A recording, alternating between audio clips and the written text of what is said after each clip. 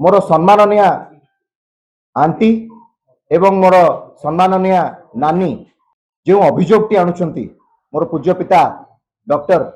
प्रभात विश्वाल प्रति जो आरोप आणुचंती मु तांकु केवल एतिकी मन पकई देवा पई चाहे कटक सदर कथा कहतु चौद्वार कटक कथा कहतु 6 थर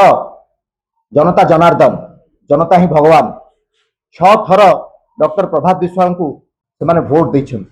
मु 2 थर विधायक बोली केबे माने नहीं आज भी डॉक्टर प्रभात विश्वाल मो पई विधायक मु सही हिसाब रे तांको सदा सर्वदा ग्रहण करिछि आज जहाँ भी मु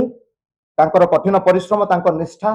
जोथि पई कि आज ए पवित्र गृह विधानसभा को मु जाई परछि कारण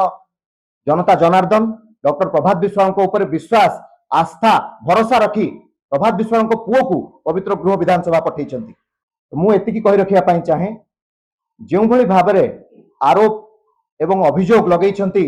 सम्माननीय आंटी एवं नानी मु तांको एतिकी कहि रखिया पई चाहे मोर पूज्य पिता डॉक्टर प्रभात विश्वाल पाखापाखि 36 टी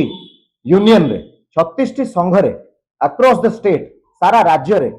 आज नुह विगत 3 दशंधि रु अधिक 30 वर्ष रु ऊर्ध मुख्य उपदेष्टा भाव रे एवं सभापति भाव रे तांकर कार्य करि आछुछंती सारा राज्यव्यापी ता सहित